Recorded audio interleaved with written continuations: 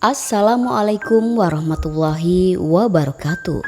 Sahabat lampu iman yang dirahmati oleh Allah Subhanahu wa taala, salat subuh memiliki nilai yang tinggi dalam syariat Islam.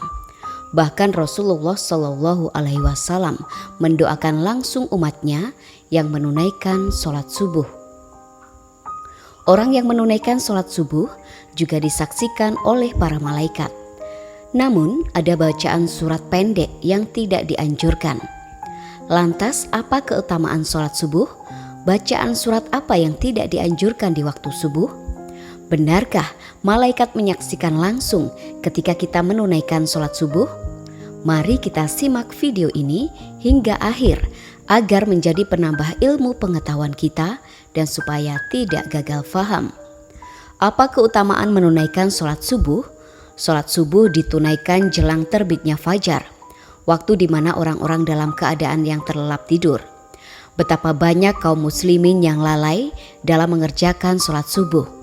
Mereka lebih memilih melanjutkan tidurnya ketimbang bangun untuk melaksanakan sholat. Karena itulah Rasulullah Shallallahu alaihi wasallam mengkhususkan sholat subuh dengan keistimewaan tunggal. Sholat subuh bahkan memiliki sifat-sifat tertentu yang tidak terulang pada sholat lainnya. Sangat istimewanya orang yang mengerjakan sholat subuh didoakan oleh Rasulullah Shallallahu alaihi wasallam. Hal ini sebagaimana disebutkan dalam sebuah hadis. Rasulullah Shallallahu alaihi wasallam bersabda, "Ya Allah, berkahilah umatku selama mereka senang bangun subuh." Hadis riwayat Imam Tirmizi, Imam Abu Dawud, Imam Ahmad dan Imam Ibnu Majah. Apabila Rasulullah Shallallahu alaihi wasallam yang berdoa, bahkan tidak ada perantara di antara Rasulullah dengan Allah Subhanahu wa taala secara jasadiah. Rasulullah Shallallahu alaihi wasallam yang paling dekat dengan Allah Subhanahu wa taala. Dalam hadis lain dijelaskan bahwa orang yang melaksanakan sholat subuh berada dalam jaminan Allah Subhanahu wa taala. Rasulullah Shallallahu alaihi wasallam bersabda, "Siapa yang menunaikan sholat subuh, maka ia berada dalam jaminan Allah.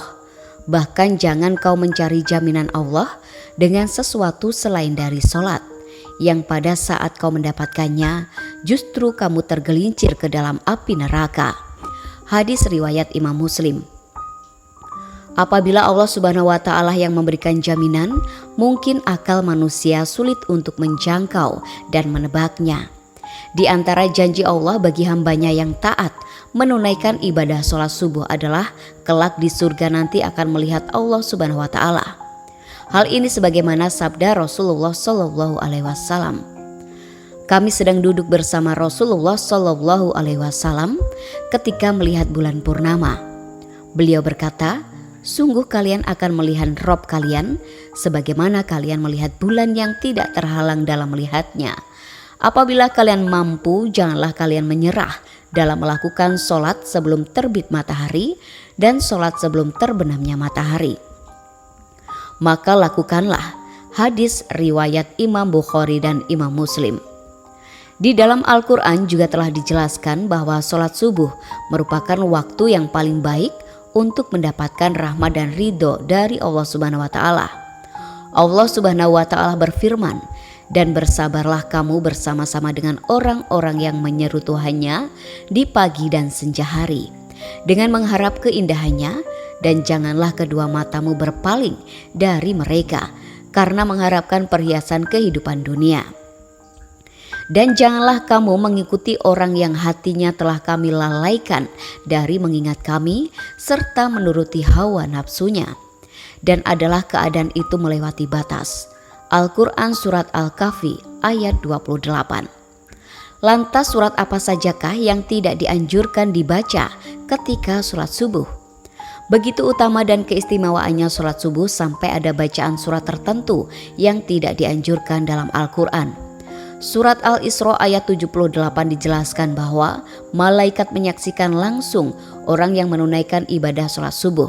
Dari tafsir ayat tersebut, para ulama menyimpulkan bahwa pada sholat subuh setelah bacaan Al-Fatihah disunahkan membaca Al-Quran yang panjang, baik surat ataupun ayat. Ini merupakan tradisi yang dilanjutkan oleh Rasulullah Shallallahu alaihi wasallam, para sahabat, tabi'in dan salafus soleh. Membaca ayat-ayat atau surat yang panjang ketika menjadi imam sholat subuh adalah disunahkan. Maka seorang imam sholat subuh setelah membaca surat Al-Fatihah, janganlah membaca surat pendek, apalagi super pendek seperti Al-Ikhlas, Al-Falaq, dan An-Nas. Ini bukan masalah sah dan tidak sahnya dalam bacaan dalam sholat, melainkan masalah untung dan rugi. Perkara sah sudah pasti sah, akan tetapi rugi karena disaksikan banyak malaikat. Maka tentu sangat sayang sekali jika hanya ayat pendek yang dibacanya. Apabila semakin banyak huruf-huruf Al-Quran yang dibaca dalam merencanakan sholat subuh yang disaksikan oleh banyak malaikat, akan menambah catatan amal kebaikan kita yang disampaikan ke Allah Subhanahu wa Ta'ala melalui malaikat. Rasulullah Shallallahu Alaihi Wasallam sering kali menunjukkan contoh-contoh bacaan sholat subuh yang menandakan syarat akan makna tertentu. Pada beberapa riwayat, Rasulullah Shallallahu Alaihi Wasallam disebutkan sering membaca surat Al-Waqiah, surat At-Tur, surat Kahf, dan surat At-Takwir. Rasulullah Shallallahu Alaihi Wasallam juga biasa membaca surat Ar-Rum, surat Yasin, dan surat Asy-Syafa'at. Dari Jabir bin Samurah, ia mengatakan, Rasulullah Shallallahu Alaihi Wasallam melakukan sholat-sholat wajib seperti sholat yang kalian lakukan sekarang ini. Akan tetapi terkadang beliau meringankan sholat, beliau lebih ringan daripada sholat kalian. Dan terkadang dalam sholat fajar atau subuh, beliau membaca surat Al-Waqiah dan surat yang semisalnya. Hadis riwayat Imam Ahmad. Sholat 2 rakaat sebelum sholat subuh atau sholat qobliyah juga memiliki keutamaan. Qobliyah subuh pahalanya besar dan fadilahnya digambarkan lebih bagus daripada dunia beserta isinya. Apabila seseorang mengerjakan sholat subuh, niscaya ia akan mendapatkan banyak keutamaan. Selain keutamaan yang telah disebutkan, ternyata orang yang menunaikan sholat subuh disaksikan langsung para malaikat. Benarkah para malaikat menyaksikan kita ketika sholat subuh? Allah Subhanahu wa Ta'ala telah menyiapkan pahala yang luar biasa bagi mereka yang membiasakan sholat subuh tepat pada waktunya. Pahalanya bahkan sebanding dengan sholat semalam suntuk. Janji pahala ini sebagaimana sabda Rasulullah Shallallahu Alaihi Wasallam, barang siapa yang sholat subuh berjamaah, maka seakan-akan dia telah melaksanakan sholat semalam suntuk. Hadis riwayat Imam Bukhari. Memang sebagai orang lalai mengerjakan sholat subuh karena malas bangun pagi. Padahal secara ilmiah, bangun pagi dan menekan ibadah sholat lebih baik daripada tertidur pulas dan malas-malasan. Di dalam ilmu sains menjelaskan bahwa pembuluh darah manusia akan mengembang pada tengah malam terakhir sampai menjelang siang. Kemudian secara berangsur-angsur sekumpulan sel darah akan menggumpal pada dinding pembuluh sehingga terjadi penyempitan. Inilah yang mengakibatkan tekanan darah tinggi. Dari segi medis pun mendukung aktivitas pagi untuk kesehatan tubuh. Sholat subuh yang memicu orang bangun pagi juga akan menjadi penerang pada hari kiamat.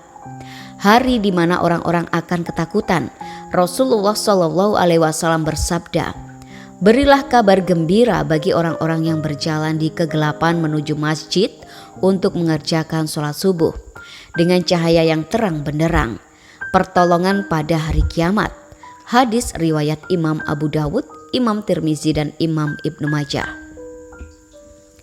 Sholat subuh yang dilaksanakan pada pergantian malam dan siang dimulai menjadi hal yang disukai para malaikat. Karena pada saat itulah mereka malam dan siang sedang bertugas. Maka dari itulah mereka melaksanakan sholat subuh pada awal waktu sebab disaksikan oleh para malaikat. Baik itu malaikat yang bertugas pada malam hari maupun siang hari. Allah Subhanahu wa Ta'ala berfirman, dan dirikanlah sholat subuh. Sesungguhnya sholat subuh itu disaksikan oleh para malaikat. Al-Quran Surat Al-Isra ayat 78. Begitu istimewanya menunaikan ibadah sholat subuh. Selain mendapatkan pahala baik dari segi medis, disaksikan pula oleh para malaikat. Itulah beberapa keistimewaan sholat subuh. Semoga kita semua dimudahkan untuk melaksanakan sholat subuh secara berjamaah, yang pahalanya begitu besar sehingga lebih baik daripada dunia beserta isinya. Membaca surat pendek seperti Al-Ikhlas, Al-Falaq atau An-Nas di sholat subuh tidak menjadikan sholat itu batal, juga tidak menjadikan makruh, tapi tidak dianjurkan hanya karena faktor fadilah atau keutamaannya, bukan karena tidak sah. Ini perlu kami tekankan bahwa tidak ada dosa apapun ketika sholat subuh membaca surat yang pendek. Wallahu a'lam. Semoga video ini bermanfaat untuk kita semuanya. Wassalamualaikum warahmatullahi wabarakatuh.